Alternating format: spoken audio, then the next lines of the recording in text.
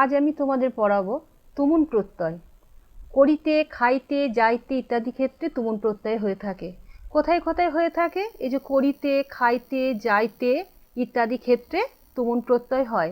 তুমুন প্রত্যয়ে তুমটা খালি পড়ে থাকে। এবার করিতে, খাইতে, যেতে যেরকম কি বলছি, ধরো আমি পড়তে, তাহলে পড়তে যাব, তাহলে এটা একটা অসমাপিকা ক্রিয়া। যদি শুধু বলি পড়তে, খেতে কি, খেতে কি, সেটা তো বলছি না, সম্পূর্ণ হচ্ছে না, একটা অসমাপিকা ক্রিয়া।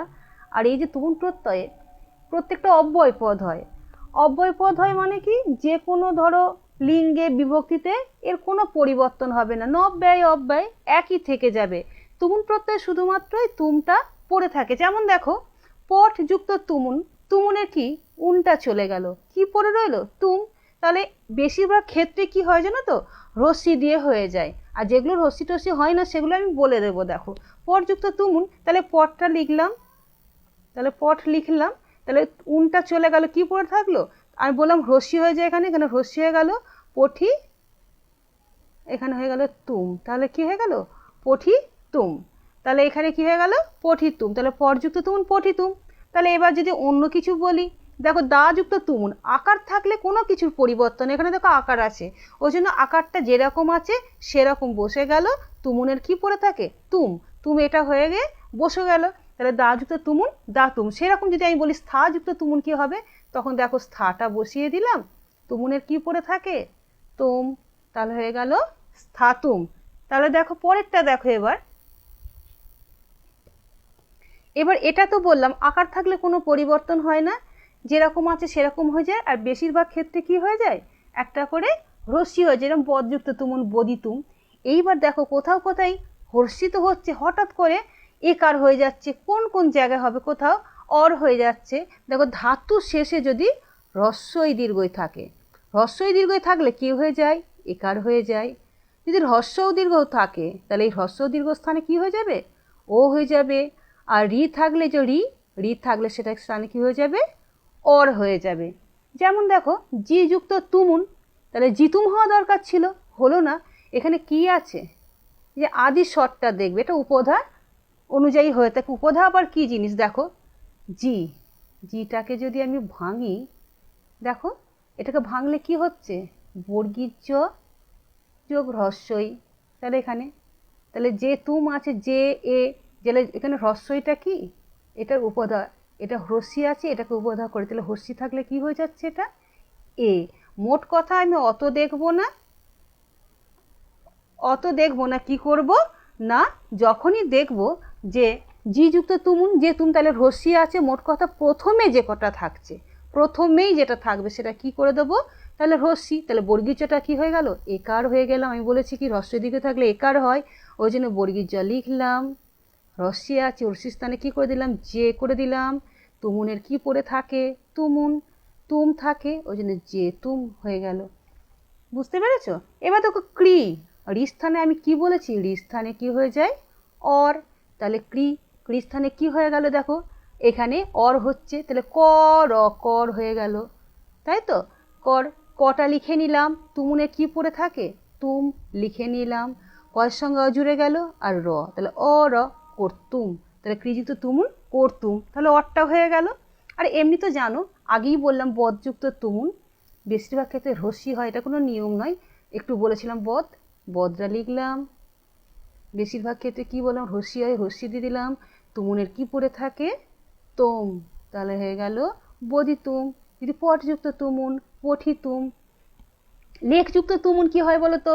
লেখিতুম। কেন লেখিতুম হলো? রসিয়ে আছে, ওই জন্য একার হয়ে গেল।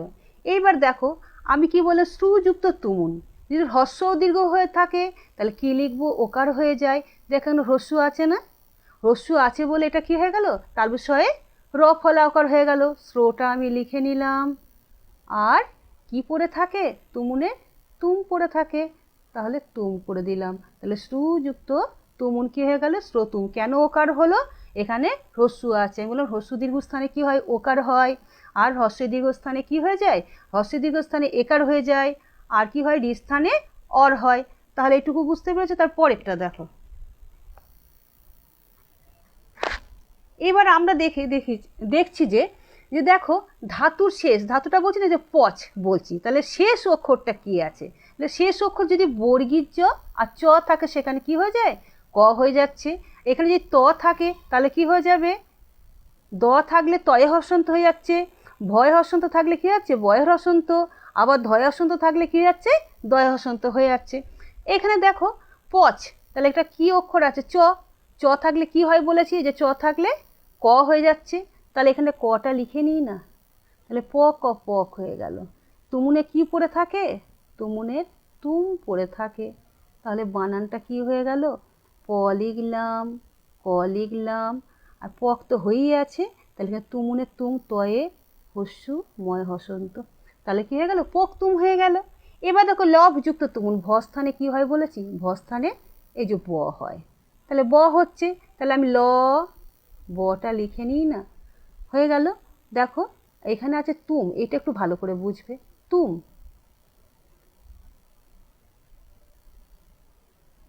তাহলে তুম হচ্ছে, দেখো ব স্থানে আমি কি বললাম, যে ভ স্থানে যে লভ হচ্ছে এটা তুম হচ্ছে।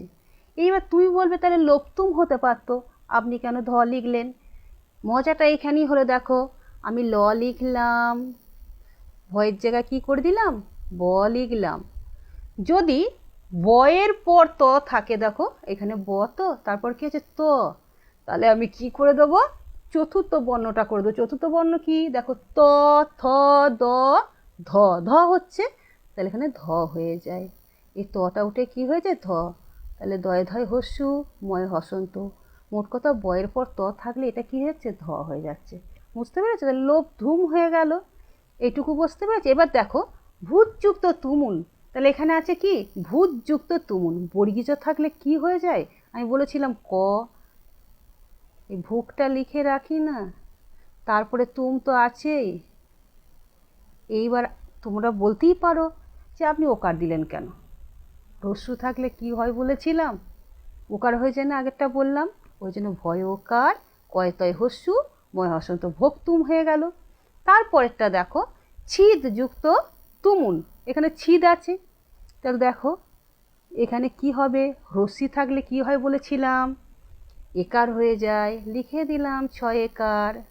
তারপরে দেখো দ আছে, দ স্থানে কি হয়ে যায়, ত, ত লিখলাম, এখানে কি আছে, তুমুনের কি পড়ে থাকে, তুম, দুটো জুড়ে গেল, কি হয়ে গেল 6 একার, দুটো তয়ে তয়ে হয়ে গেল, তয়ে তয়ে হস্যু, ময়ের হসন্ত, ছেত্তুম, তাহলে ছিদযুক্ত তুমুল ছেত্তুম, কী করে ছেত্তুম হলো, এই একটা ত, এই একটা ত, দুটো জুড়ে গেল, আর এটা কি ছিল, হস্যি ছিল বলে একার হয়ে গেল, আমরা করেছিলাম না জিযুক্ত তুমুন জেতুম, আর এখানে ত, দুটো ত জুড়ে গেল, তাহলে ছেত্তুম।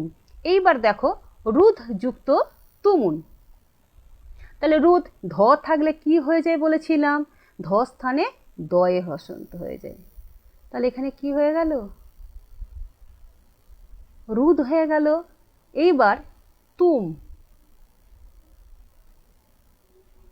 আবার দেখো এখানে কি আছে, তুম, ত আছে, তাহলে দ আছে, তাহলে এই বর্গটার মধ্যেই তো, তাহলে কি হয়ে যাবে, ত থাকলে চতুর্থ বর্ণ, তাহলে ত থাকলে কি হয়ে যাচ্ছে, ত, থ, দ, ধ, আবার ধ হয়ে যাচ্ছে, তাহলে এখানে কি লিখবো, হস্যু স্থানে কি হয় বলেছিলাম, ওকার, রয় ওকার হয়ে গেল, হ্রস্ব দীর্ঘতে ও হয়।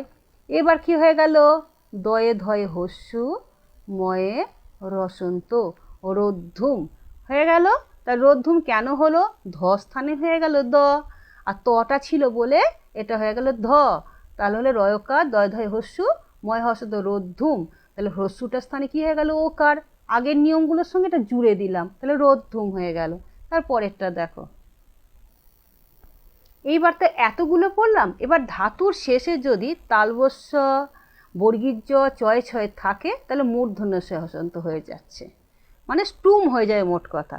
দেখো শ্রীযুক্ত তুমুন, এবার রি স্থানে কি হয় বলেছিলাম, অর হয়, তার মানে একটা র ফলা করে দেবো, তাহলে এখানে কি হয়ে গেল, দন্তস্বয় র ফলাটা তো করে দিলাম, বর্গীর জ আছে মানে কি করে দিলাম, মূর্ধন্য স, মূর্ধন্য স, আর এটা কী হয়ে যায়, মূর্ধন্য স টয় হস্যু, ময় হসন্ত, স্টুম, কেন এখানে বর্গীর জ থাকলেই বা তালবস্য চয় ছয়ে থাকলে আমরা কি করে দেবো, মূর্ধন্য স টয়।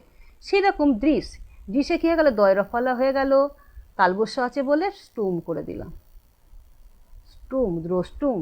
এবার প্রচ্ছ দেখো, এখানে কি আছে, পয় রফলা, চয় ছয়, প্রচ্ছ তার পৃষ্ঠুম, এটা হবে না, রফলাটা কড়াই আছে, তাহলে কী হয়ে গেল, পয় রফলা লিখলাম, চয় ছয় থাকলে কি হয় বললাম, আবার স্টুম হয়ে যাবে, লিখে দিলাম প্রস্টুম। তারপরেরটা দেখো, এতগুলো তো হয়ে গেল। এবার এটা খুবই সোজা, দেখো ধাতুর শেষে যদি এ ওই থাকে, এ ওই থাকলে কি হয়ে যাবে, এটা আকার হয়ে যাবে।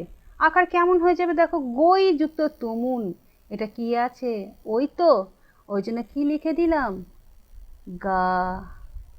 তুমুনের কি পড়ে থাকে, তুম, গা তুম, তাহলে গা তুম হয়ে গেলে ধৈ যুক্ত তুমুন ধাতুম, এরকম ব্যাপারটা। তারপরে দেখো ধাতুর শেষে যদি ময়ের হর্ষন্ত থাকে, এটা পরিণত হয়ে যায় কিসে, পরিবর্তন হয়ে গিয়ে দন্তনা হয়ে যায়। তাহলে গ, এটা ম ছিল, মটা কেটে কি হয়ে যাবে, দন্তনায় হর্ষন্ত হয়ে গেল। তুমুনের কি পড়ে থাকে, তুমুন, তাহলে কি লিখলাম, গ দন্তনয়ে তয়ে হস্যু ময়ে রসন্ত গন্তুম। সেরকম এটা রম যুক্ত তুমুন, তাহলে মটা কি হয়ে গেল, দন্তনয়ে হসন্ত, দিয়ে এখানে তুমুনটা কি হয়ে গেল, রন যুক্ত তুম, কি হয়ে গেল, রন্তুম। বুঝতে পেরেছ? আজকের মতো এইটুকু।